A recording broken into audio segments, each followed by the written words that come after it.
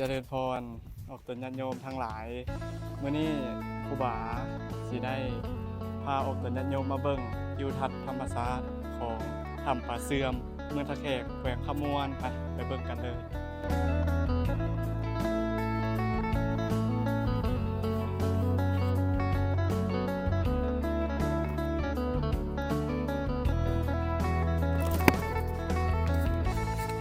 นี่ก็สิเป็นบรรยากาศครับทางเข้า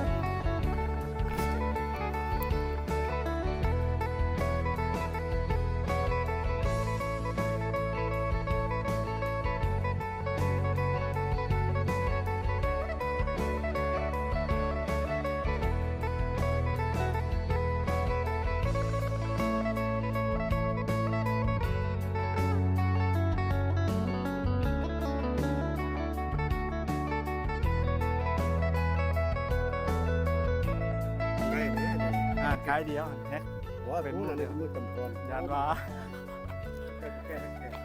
เชื่อว่า ยังบ่ทันเข้าวะ ออกมาแล้วออกมาเลย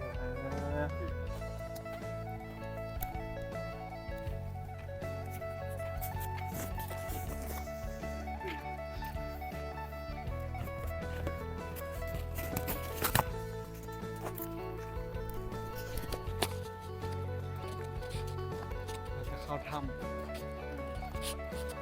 ลึก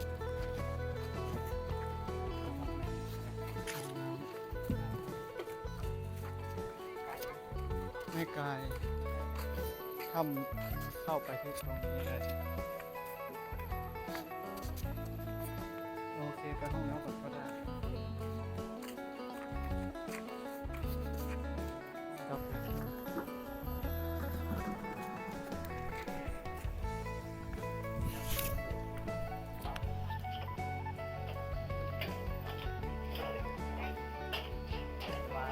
อันนี้พอไกลเลย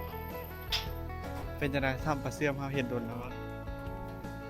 รวยโดนแล้ว เบิ่งกล้องไว้นะ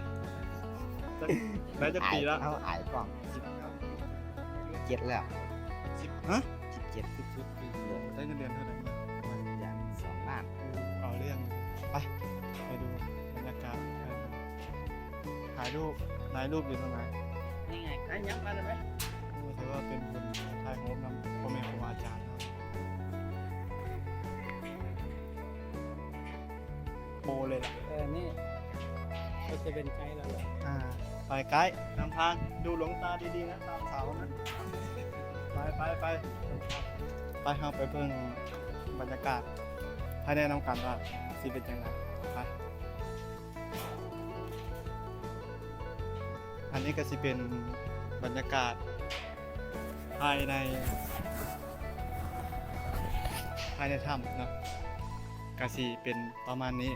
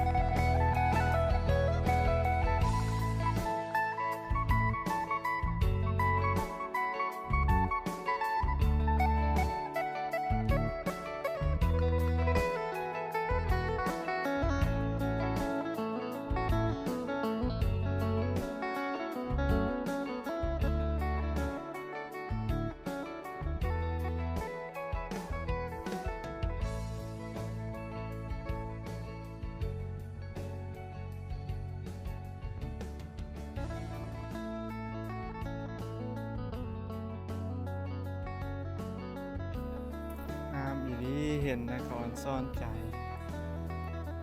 คือว่าบรรยากาศเนี่ยครับมันก็ค่อนข้างชุ่มชื่นครับเข้ามาสบายใจ แต่กองเขาก็เก่งอยู่ได้ปั๊บเข้าปั๊บออกปั๊บจังไดก็ได้เนาะ 0.5 บ่ยังอยากได้จังได๋คอมเมนต์มาเนาะสิให้เบิ่งไปเอาเข้ามาอีกมาเรื่อยๆเรื่อยๆยังสิมีสิ่งที่พิเศษหลายๆเนาะเข้ามาในเนี่ยมันบ่แม่นมีแต่ในนี่นะเข้าไปอีกยังสิมีเมืองบาดาลแล้วก็มีเสาค้ำเมืองบาดาลเป็นว่าซั่นเสาเทวดาค้ำเมืองเอาสิให้ยมพ่อยมแม่เบิ่งบรรยากาศรอบๆไปนะ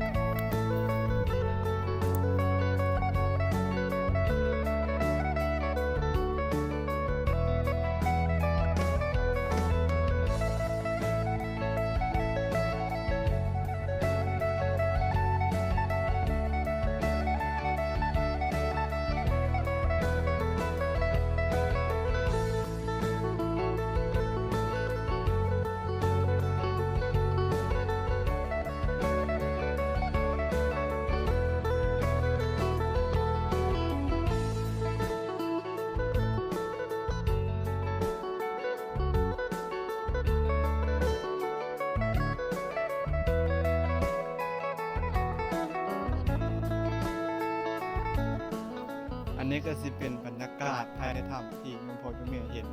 เป็นเข้ามาแล้วได้ประมาณ100 เมตรเนาะแต่วันนี้สิเข้ามาอีกเนาะไปเอาไปเบิ่งกันส่วนหลายนี่ดีงได้มันก็ค่อนข้างปานนี้อยู่ได้หลวงพ่อคุณแม่เนาะแต่วันนี้อยู่เข้ามานี่ในกับบางเทื่อก็สิหยุดกล้องไว้ก่อนเนาะเพราะว่ามันสิแพ้กล้องสิไปซื้อกล้องเฮามันก็เราต้องรักษากล้องไว้เนาะมานี่ก็คือบ่อยากแนะนำให้ถ่ายปานใดเพราะว่าแสงไฟซื้อมันกินกล้องเนาะสิกินกล้องแต่ว่าก็สิยับเข้าอีกจักหน่อยนึงคงยังบ่ทันแก่ตามเพิ่ม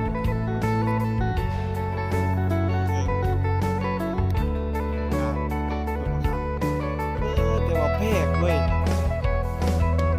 น้ำแห้งน้ำไปใส่วะน้ำอยู่ในถ้ำปลาเสื่อมแห้งบ่เกิดจากสิ่ง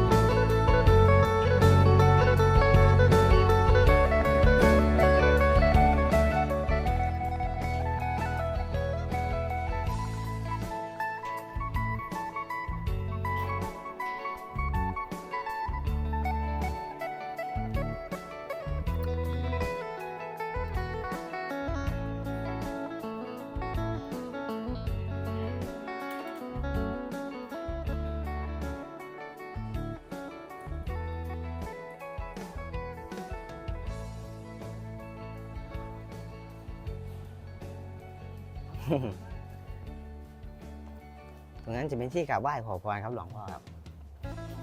ตรงนี้นะครับ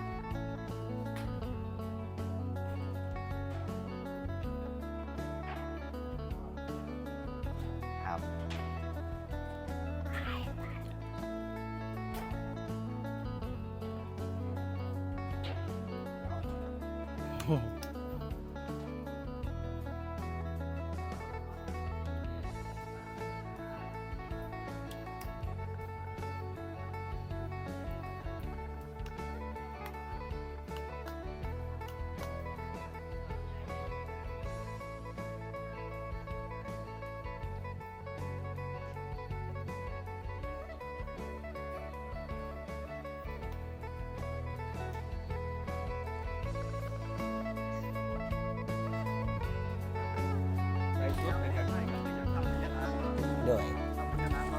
โดยทำเปิดไม้แม้นจะเป็นทำพญานาคเพิ่นเปิดในช่วงสงกรานต์นี่สงกรานต์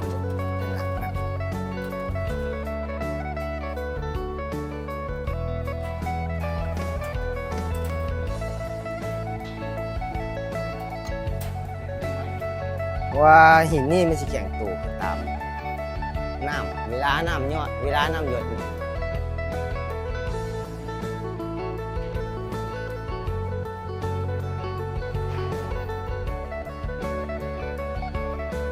จะได้ก้มนิดนึงครับครับ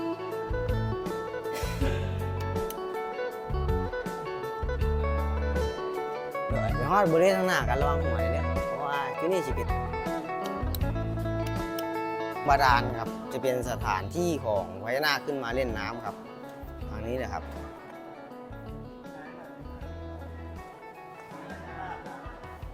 อันนี้ก็ตามความเล่าของระวังหัวตามหินด้วยนะครับ แต่ดีพี่ชักโดนแล้ว ครับขึ้นไปจะเป็นถ้ำที่สองครับเขาจะเรียกว่าถ้ำป่าหิมพานต์ครับครับถ้ำนี้จะเป็นถ้ำสุดท้ายแล้วครับ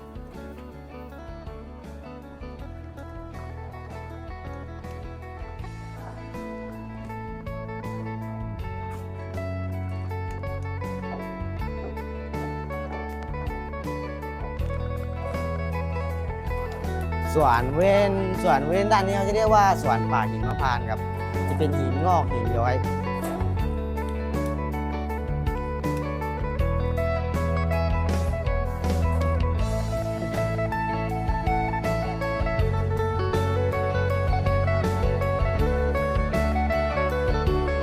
มาทับลูกหลานของพญานาคครับมาถึงจุดนี้ก็ได้สุดแล้วครับถ้ำป่าเสื่อม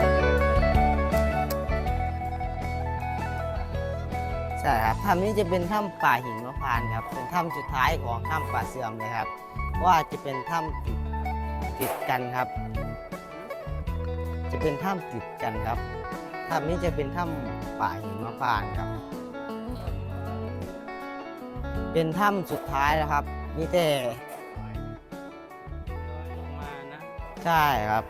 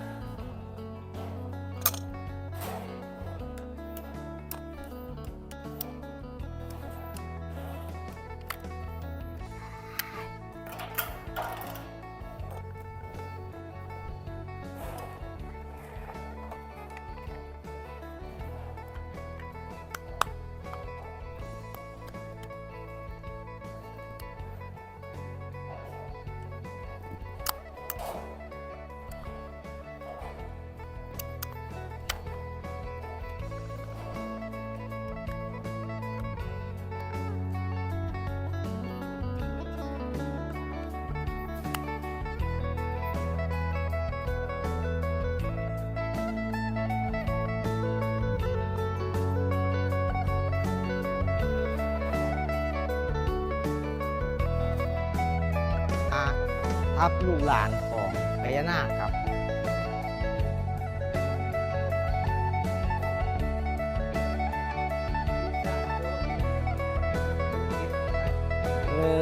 2 3 1 2 3เอาอีก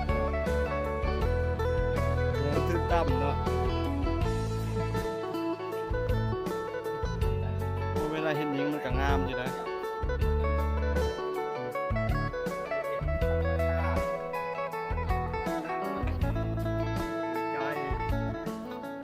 เคยมาจากเถื่อแล้วเดี๋ยว แล้วกล้องสวยนะ เคยมาสัก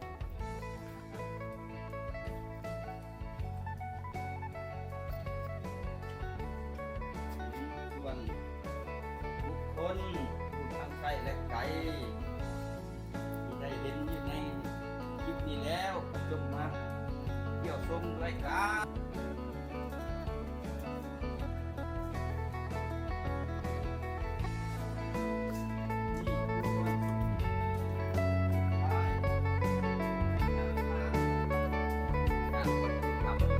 เ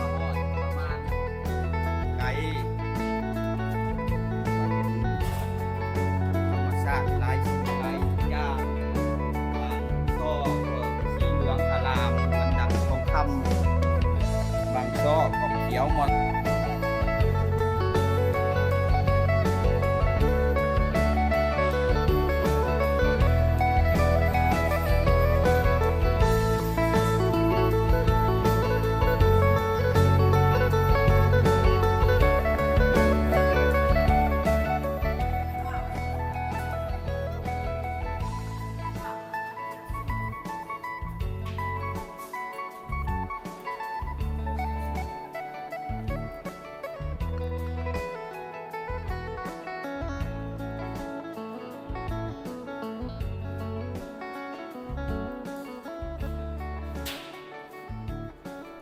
เป็นยังนะคักอยู่วะ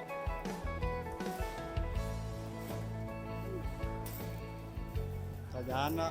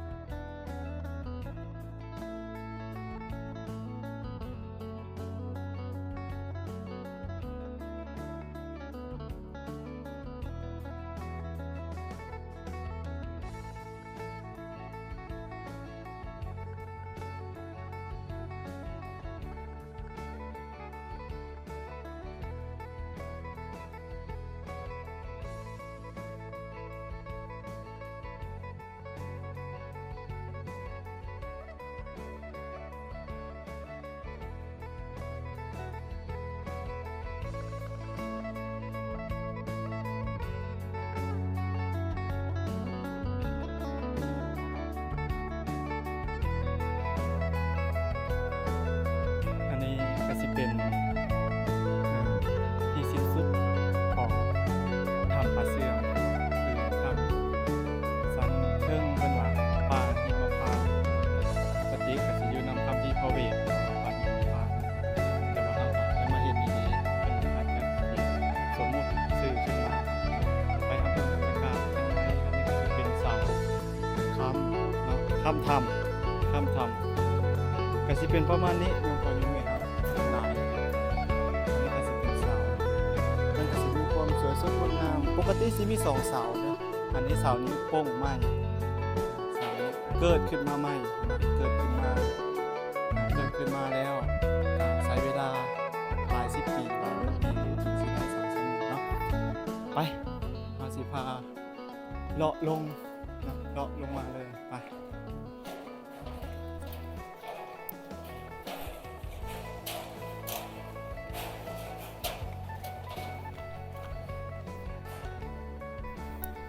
อันนี้ก็สิเป็นเพิ่นก็น่าจะสิตันไว้อยู่เนาะบางทีอาจจะสิได้เปิดก็มีต่อไปเพราะว่ายังถือการค้นพบอยู่เนาะโยมพ่อโยมแม่เฮายังถือการค้นพบอยู่เนาะนี่ที่ว่าครูบาว่ามีเสา2ต้นคือต้นหนึงนี้หักลงแล้วโย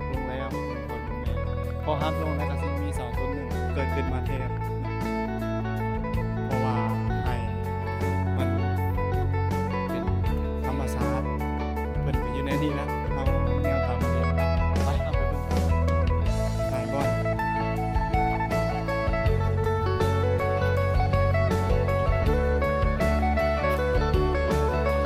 อันนี้ก็สิเป็นทางวนออกไปออกมาเนาะขึ้นทางพุทธวนไปเห็นบ่ตามตากองถ่ายให้เบิ่งเลยเห็นบ่อันนี้ก็สิเป็นทางวนลงมาบัดนี้เนาะอันนี้พ่อแม่ครูบาอาจารย์เพิ่นก็ย่างมาโอ้ทางพุทธก็มีเนาะโอ้ยังสิมีหลายอันหลายอย่างอยู่ที่เพิ่นยังบ่ทันเปิดเผยเนาะจังได๋ก็ฝากให้โยมพ่อโยมแม่เฮาติดตามเพื่อเป็นกำลังใจในการเฮ็ดคลิปต่อไปเนาะเจริญพรขอบคุณญาติโยม FC ผู้ติดตามทั้งหลายวันนี้ครูบาก็ได้มาที่วัดถ้ำพระเนาะวัดอยู่พุ่นแต่ว่าถ้ำอยู่นี้ถ้ำป่าฝาไปเฮาไปเบิ่งบรรยากาศภายในนำกันว่าสิเป็นจังไดไปกันเลย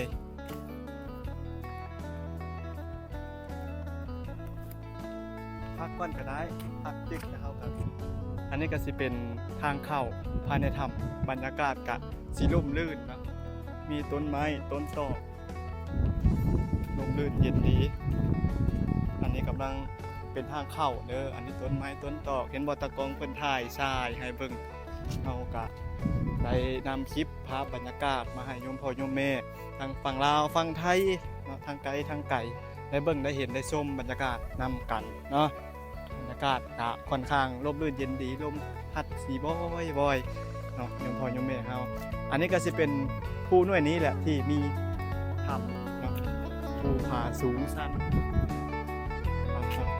ภายในเนาะไปเบิ่งนำกันว่า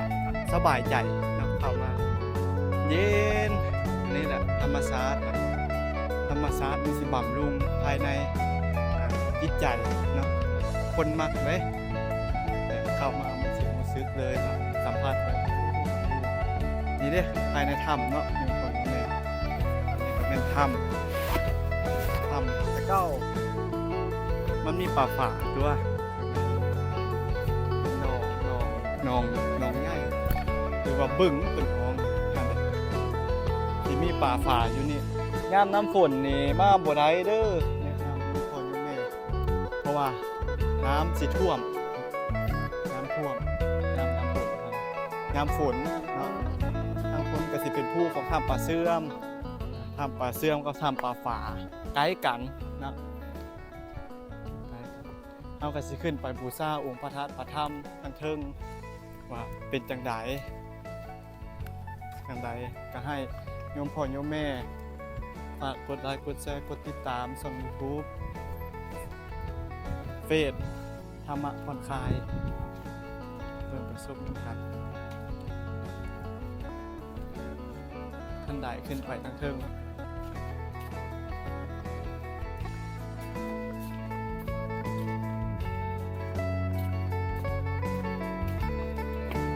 ทางคุณก็สิเป็นทางลงไปถ้ำก็สิเป็นทางขึ้นเทิงขึ้นมาเทิงว่าสิขึ้นมาเทิงเท่ากันมีคล้องก้าวเป้าเสือติดดันขึ้น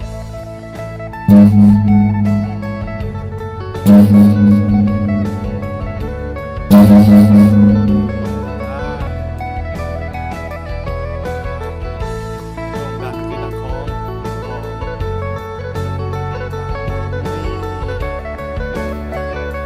ทางเทิงบรรยากาศเนี่ยกะวิวงามอยู่หัวอยู่เมฆเอาเนาะเบิ่งวิวป๊อดทางไอตากล้องเพิ่นขึ้นมาก็หายใจวิดเด้อ แต่ว่าวิวนี่ย่อมงามอีดีโยมพ่อโยมแม่วิวงามบรรยากาศงามลมนี่ก็เย็นเนาะแต่ก่อนนี่บ่ได้มีคันไดนะบ่ได้มีคันไดขึ้นอย่างนี้เนาะโยมพ่อโยมแม่บ่ได้มีคันไดขึ้นตามเครือให้บ่สิมีเครือนี่ปีนเครือแล้วขึ้นมากราบมาไหว้แต่เก้าขนาดนี้เครือขึ้นน้ำเครือนี่แหละแล้วเพิ่นได้พบเห็นคนมาหาสัตว์ป่าหาหยังหาของเครื่องป่าของดงอยู่นี่แหละมาเห็นโอ้มีพระตัวนี่เดี๋ยวปีนขึ้นมาสักการะบูชาชื่อเสียงกระโด่งด่างก้องไปไกลทางพักนัดกันเทิงทางพ่อทางแม่ประชาชนเนาะคันมานคันเทิงก็ได้พากันปลุกระดมคนขวายเฮ็ดคันใดนี้ขึ้นมาเพื่อให้มันสะดวกสบายต่อการเข้าไปกราบไหว้สักการะบูชาเนาะไปเข้าไปเบิ่งทางในแม่นว่าเฮ้ยหัวเท่าจันโตฮะ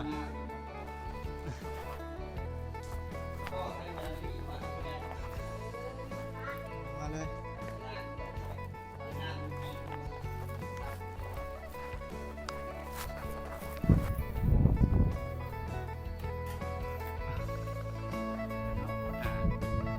วันนี้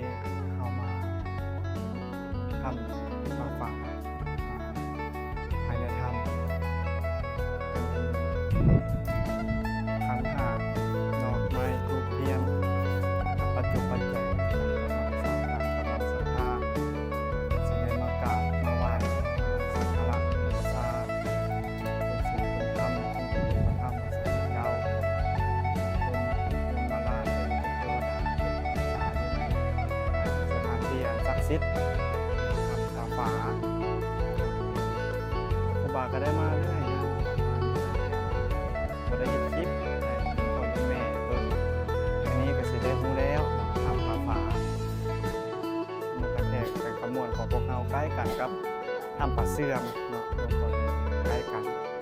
ทำปลาเสื่อมทางเข้ามากะทางเข้ามากะสีเลี้ยวซ้ายเนาะ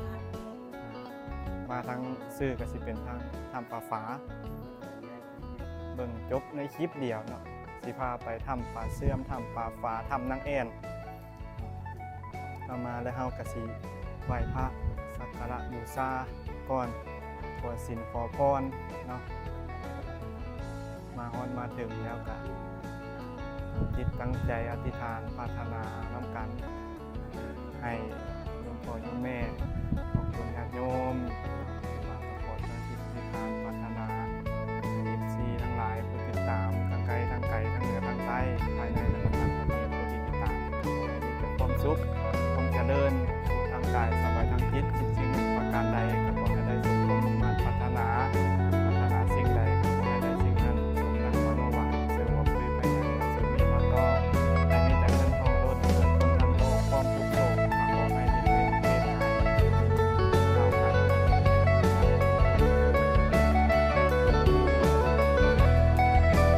สบายดีสุขดีเจริญพรขอบคุณญาติโยมทุกคนทุกแม่โยมอายุน้อง FC ผู้ติดตามทางเพจธรรมะผ่อนคลายทาง YouTube ส่องสามเณรบุญส่งพิระบงของพวกเขาเนาะมื้อนี้ทางครูบาก็สิได้พาโยมพ่อโยมแม่ FC ผู้ติดตามทั้งหลายมาเบิ่งบรรยากาศถ้ำนางแอ่นเนาะ อันนี้ก็สิเป็นทางหน้าเห็นบ่เพิ่นสิเขียนว่าถ้ำนางแอ่นเนาะว่าเป็นจังไดบรรยากาศภายในเนาะแต่ว่าตอนนี้บรรยากาศถือว่าร่มรื่นเย็นดีเดี๋ยวเราไปเบิ่งภายในนํกันไปเดินทางมาเลย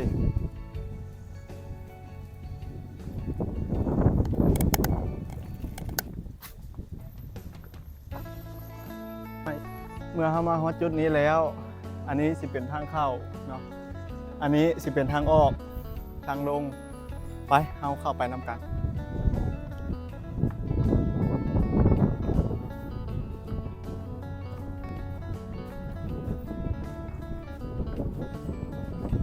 เมื่อย่างเข้ามาแล้วเฮาก็สิได้เห็นศาลไหว้เนาะ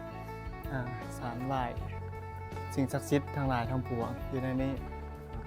เข้ามาแล้วก็ผู้ใดเป็นสายมูก็ให้ไหว้เนาะแต่ว่าผู้ใดบ่ได้เป็นสายมูก็บ่เป็นหยังเนาะบ่ไหว้ก็ได้เมื่อย่างมาอีกสิมีไฟโอ้งามเนาะหั่นน่ะ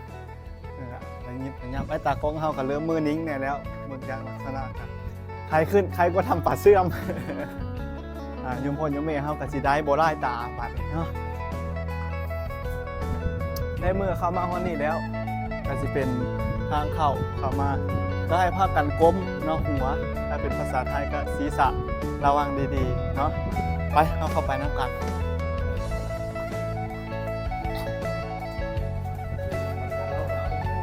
โง่นะครับ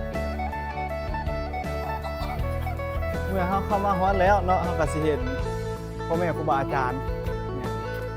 เพิ่นก็กำลังย่างขึ้นไป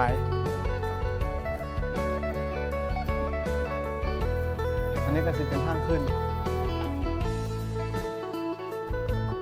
ถ้ำนี้นี่เป็น2ชั้นโยมพ่อโยมแม่เนาะคันเอาคักๆก็3ชั้นพู้นแหล้วเนาะแต่ว่าชั้นที่3แล้วมันบ่มีไผขึ้นไปได้มีเรือพายอยู่ดุ่มพุ่นอันนี้เป็นชั้นที่2ไปเอามานำกันมานำไกลพี่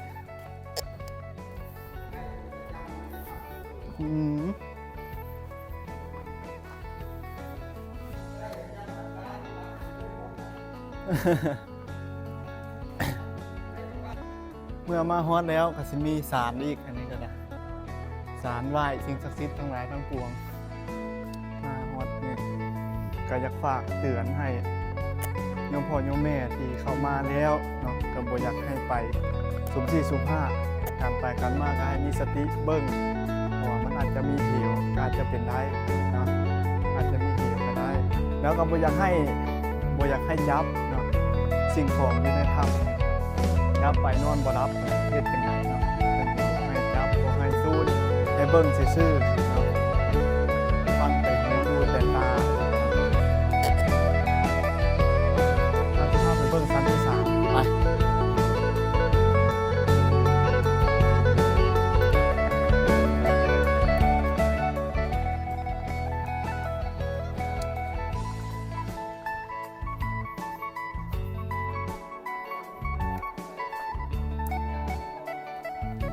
ทางขึ้นจุดชมวิวและ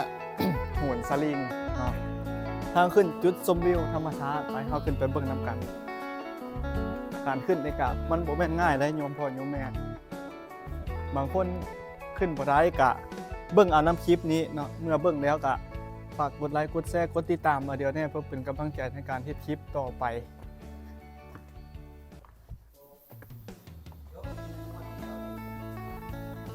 ขึ้นมา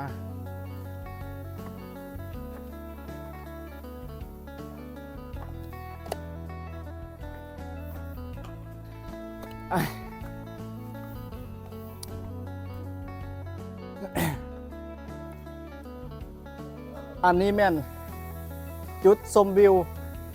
ที่ลมหรือว่าอากาศเข้าไปในถ้ำนั้นเนาะอันนี้แม่นชั้นที่3โยมพ่อโยมแม่ขึ้นมาแล้วก็มาเบิ่งน้ำกันว่าสิเป็นจังไดเนาะเป็นตาเสียวเป็นตาย้านหรือว่าเป็นตาหยังก็เบิ่งน้ำกันเนาะนี่ถือว่าฮอดนี้ชั้นที่3บรรยากาศก็สิประมาณนี้วิวก็สวยสดงดงาม หาที่เปรียบปานกับบ่ได้เนาะ คืนนี้ผม แม่นนี่เด้สายสลิงนั่นน่ะเพิ่นว่า คนเหยียบกับเจ้าที่ แม่นนี่เด้เพิ่นว่างามปานแต้มเนาะงามกว่าแต้มอีกเนาะค่อยนะนี่เนี่ยอันนี้ก็สิเป็นยุทธที่3เดี๋ยวสิพาไปเบิ่งอีกบ่อนหนึงเนาะบ่อนพระฤาษีนั่งสมาธิไปเบิ่งนํกันโอ้ยค่อยๆนะวันนี้การลุกมาเนาะโยมพ่อโยมแม่เฮาผู้ใดขึ้นไปฮอดแล้วก็ถือว่าปลอดภัยสาธุแต่ว่าลงมาก็ให้มีสติตื่มเนาะการลงคันไดมันก็สั้นนะลงคันไดมันสั้นฉะนั้นให้มีสติตื่มเนาะไปเบิ่งธรรมพระฤาษีนํกัน อันนี้ก็สิเป็นเหวเด้อผู้ใดมากับเบิ่งเนาะบ่แม่นสิเงอะแต่เบิ่งแต่ทั้งเทิงและเบิ่งทั้งลุ่มเบิ่งตีนเบิ่งย่างเบิ่งบัดย่างบัดหยังนี่เหวนี่นี่เด้อให้พากันเบิ่งเนาะลงไปแล้วโอ้ยบ่จักคิดสภาพแล้วจักเป็นผู้วันอืมเออนั่นแหละ จากเป็นผู้ประจนภัยกลายสิกลายเป็นผู้ประสบภัยแล้วบ่เอาได้มีสติเติม จะทำลายหิน ห้ามทุบและทำลายหินต่างๆ ภายในถ้ำผู้ใดผ่าฝืนจะถูกปรับใหม่เนาะฉะนั้นจึงว่าให้เบิ่งนำกันเนาะเพื่อนเรากับเพื่อนยั้งเพื่อรักษาอนุรักษ์ถ้ำนี้ให้มันคงอยู่เส้นลูกเส้นลานเส้นเลนเส้นรอดตลอดไปเพื่อว่าให้มันงามเนาะทุกคนยังไงเฮามาแล้วก็ปฏิบัตินำกันตามที่เพิ่นวางไว้เนาะเพื่อรักษานำกันเป็นเจ้านำกันรักษาเพิ่นทำพาดีสิมีใครเป็นห้องโถงใหญ่งามทุกคนเนี่ยอันนี้จะเป็นถ้ำนางแอ่นเด้อถ้ำนางแอ่นมีมื้อนี้นี่ทางพระลูกได้ไปแม่นถ้ำนางแอ่น3ถ้ำนางแอ่น2ถ้ำป่าฝา1ถ้ำป่าเสื่อมเอาไปมื้อนี้แต่ว่าเฮาไปพามเสือนำเนาะ ศูนย์พามเสือเนาะสวนสัตว์เป็นถ้ำใหญ่โยมพ่อโยมแม่เนี่ยขั้นใดขึ้นมาเบิ่งถ้ำพระฤาษีโอ้ทั้งทึ่งนั่นก็คือสิขึ้นได้บ่เท่าใดโอ้แสงเดี๋ยวคือแก้วมรกตเดี๋ยวคือยกเดี๋ยวคือหยังโยมพ่อโยมแม่โอ้งาม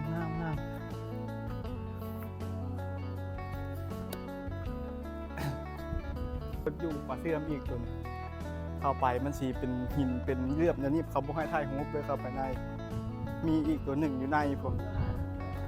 คือวัดเท่าไหร่ว่า2-3 ลักผมบอกกันสลามเอาเข้าไปโอ้มาครีเอเตอร์เฮา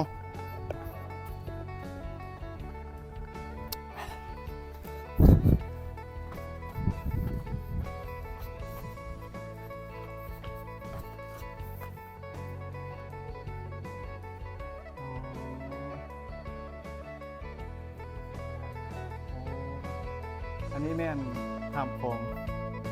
พระฤาษีครับเหมาะแก่การบำเพ็ญเพียรนั่งสมาธิภาวนานี่ได้เบิดเนี่ยเนาะผู้ใดมาแล้วก็ขอสินขอพรขอสุขขอลาภขอบุญญาบารมีว่ากันไปเนาะผู้ฤาษีลูกหลานมา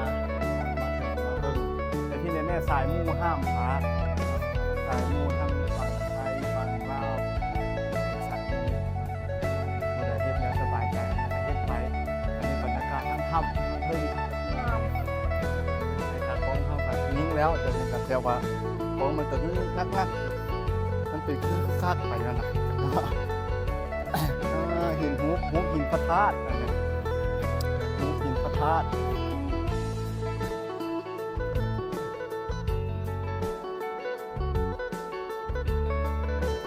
ทางลงอัน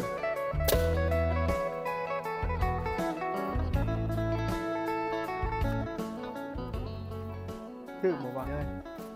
น้ำโคตรใสโยมพ่อโยมแม่ปุ้ยมันจะเป็นสิบาลานยายนั่นนะปันยกนะครับอันนี้คือซีเมนทางลง ทางลงท่าเรือเนาะไปเราไปเบิ่งนำกัน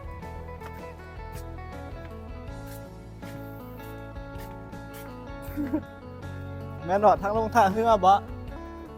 อ่าเออนะเฮาก็มาปะโลพี่ครับเป็นพี่ครับ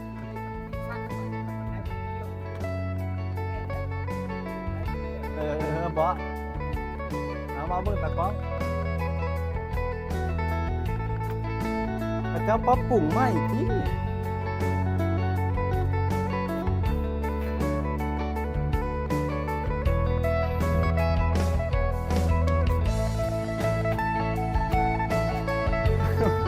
ประเทศกัน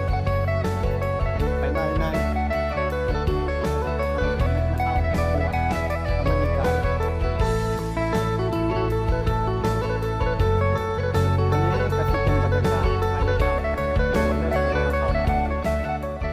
เลิก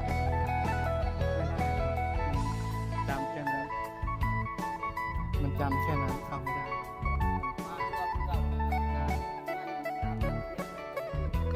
โอ้คนน้ำก็ดีบ่มีอีกแล้วแล้วก็เลิกก็ดีบ่มีอีกแล้วนอกจากพายขึ้นนะ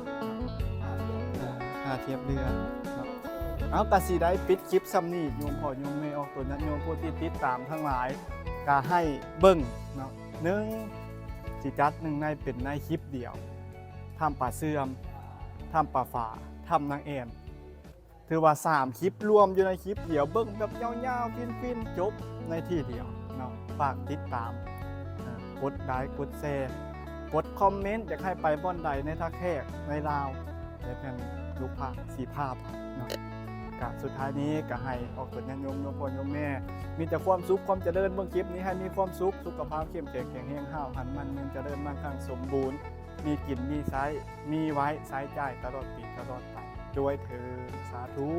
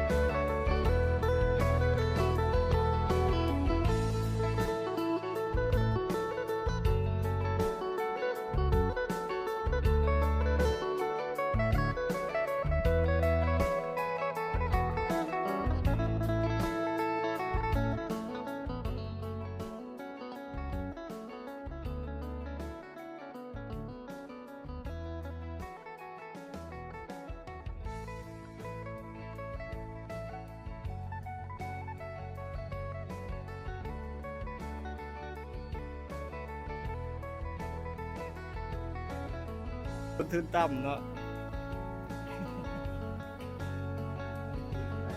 เวลาเห็นยิงมันก็งามอยู่นะ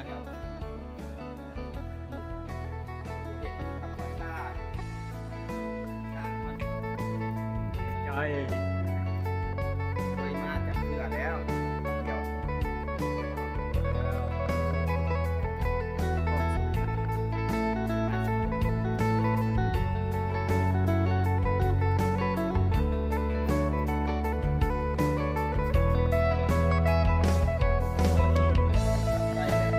จ